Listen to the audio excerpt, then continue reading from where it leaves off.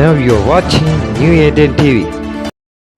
எனக்கு அன்பான சகோதர சகோதரிகளே, ஆண்டவராகிய இயேசு கிறிஸ்து நாமத்தில் உங்கள் அனைவரும் வாழ்த்தி வரவேற்கிறேன். இன்றைக்கான தினவசனம் 1 பேதுரு 5ஆம் அதிகாரம் 10ஆம் இறைவசனம். கிறிஸ்து இயேசுக்குள் நம்மை தமது நித்திய மகிமைக்கு அழைத்தவராய் இருக்கிற சகல கிருபையும் பொருந்திய தேவன் தாமே கொஞ்ச காலம் பாட அனுபவிக்கிற உங்களை சீர்படுத்தி ஸ்திரப்படுத்தி பலப்படுத்தி நிலைநிறுத்துவாராக. கர்த்தருக்கு மகிமை உண்டாதார். இன்றைக்கு இந்த நாளிலே இந்த தினவசனம் மூலியமாக ஆண்டவர் நமக்கு மிகப்பெரிய ஒரு ஆறுதலை தருகிறார். அந்த ஆறுதல் எப்படியாக இருக்கிறது?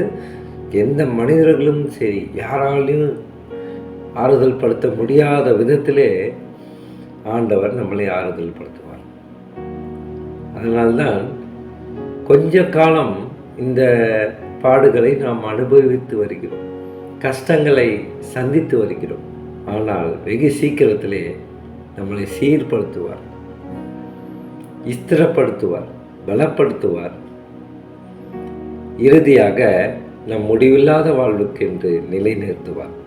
கர்த்தருக்கு மகிமை உண்டாதாக. இது மிகப்பெரிய ஒரு சத்தியத்தின் வாக்காக இருக்கிறது, நிலைநிறுத்தப்படும் என்று. இந்த நிலைநிறுத்துவது வேறு எதுவும் அல்ல, நமக்கு முடிவில்லாத வாழ்வு என்ற ஆசீர்வாதம். இத்தனை பாடுகளை எல்லாம் நாம் சகித்து கொண்டு இந்த கஷ்டங்கள் நஷ்டங்கள் எல்லாம் நமக்கு ஒரு பயிற்சிகள் தான். அந்த பயிற்சியை முடிக்கும் ஒரு தருணம் வரும். அப்படி முடிக்கும் அந்த தருணத்திலே நம்மளை நிலைநிறுத்துவார். நமக்கு முடிவில்லாத வாழ்வை கொடுக்கப் போகிறார், கொடுப்பார் என்றும் அவர் வாக்கு கொடுத்திருக்கிறார்.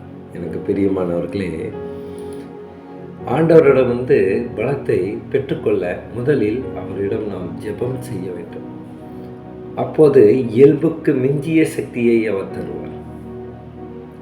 அவருடைய வார்த்தையை படித்து அதை ஆழமாக யோசித்து பார்க்கும்போதும் கூட நமக்கு பலம் கிடைக்கும். அதனால்தான் சபை போதகர்கள் அநேகமாக நமக்கு ஆலோசனை கூறுவார்கள். என்னவென்றால், பரிசுத்த வேதாகமத்தை வாசியுங்கள், தொடர்ந்து வாசியுங்கள், தனிப்பட்ட பைபிள் படிப்பை படியுங்கள் என்று சொல்வார்கள். ஏன்? கடவுளோட வார்த்தையில் தான் ஜீவன் உள்ளது, அவரோட வார்த்தையில் தான் வல்லமை இருக்கிறது. அந்த பலம் நமக்கு கிடைத்தால் நாம் சகித்திருப்போம், சந்தோஷத்தோடு இருப்போம். எனக்கு பிரியமானவர்களே, உதாரணத்துக்கு யோனாவுக்கு ஆண்டவர் ஒரு நியமிப்பை கொடுத்தார். ஆனால் யோனா அந்த நியமிப்பை செய்ய முடியாது என்று நினைத்து ஆண்டவர் சொன்ன இடத்துக்கு போகாமல் இன்னொரு இடத்துக்கு ஓடிப்போனார். அதனால் பயங்கரமான ஒரு புயல் சிக்கி செத்து பிழைத்தார் என்று சொல்லலாம். அவரோடு பயணம் செய்தவர்களும் சாவின் வாசலில் இருந்தார்கள். அதன் பிறகு அவரை கப்பலில் இருந்து அவர்கள் தூக்கி வீசிய போது இதுவரை பார்க்காத ஒரு பயங்கரமான இடத்துக்கு அவர் போனார். ஒரு பெரிய மீனின் வயிற்றுக்குள் போய்விட்டார். அங்கே தன்னந்தனியாக இருந்தபோது யோனாவுக்கு எப்படி பலம் கிடைத்தது? அவர் செய்த ஒரு விஷயம் ஜெபம்தான். இதை தான் நாம் யோனா 2ஆம் அதிகாரம் 1ஆம் வசனத்தை நாம் வாசிக்கலாம். யோனா 2ஆம் அதிகாரம் 1ஆம் இறைவசனம். அந்த மீனின் வயிற்றிலிருந்து யோனா தன் தேவனாகிய கர்த்தரை நோக்கி விண்ணப்பம் பண்ணி. இங்கு நாம் இந்த ஜீவனுள்ள வார்த்தையிலே நாம் அதிகமாக காணப்படுவது என்ன? விண்ணப்பம் பண்ணி, கர்த்தரை நோக்கி விண்ணப்பம் பண்ணினார். எப்போது? யோனா மீனின் வயிற்றில் இருக்கும்போது. இன்றைக்கு நாமும் கூட ஏதோ ஒரு சூழலிலே நாம் சிக்கி தவிக்கலாம், ஏதோ ஒரு பொருளாதார நெருக்கடியிலே நாம் இருக்கலாம். ஆனால் எங்கு இருக்கிறோமோ அங்கிருந்து நாம் பரலோக தகப்பனை விண்ணப்பம் பண்ண வேண்டும், ஜெபிக்க வேண்டும்.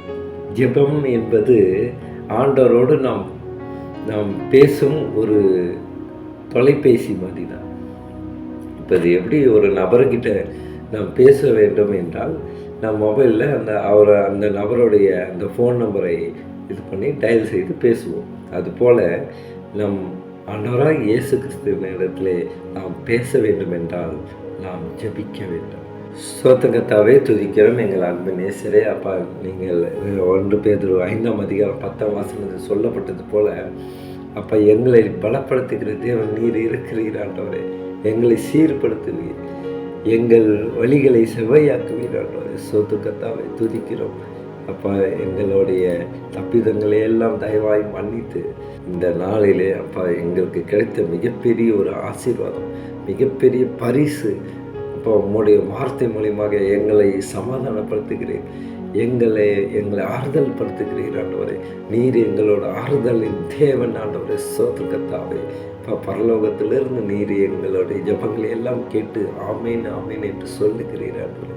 ஸ்தோத்திரத்தாவே துதிக்கிறோம். எங்கள் அன்பு சகோதர சகோதரிகளுக்காக ஜெபிக்கின்ற கர்த்தாவே, அவர்கள் செய்யும் ஒவ்வொரு காரியத்திலும் நீர் இருந்து வெற்றி பெற செய்யும். ஸ்தோத்திரத்தாவே துதிக்கிறோம். இயேசு மூலியமாக ஜெபிக்கின்றோம் நல்ல பிதாவே.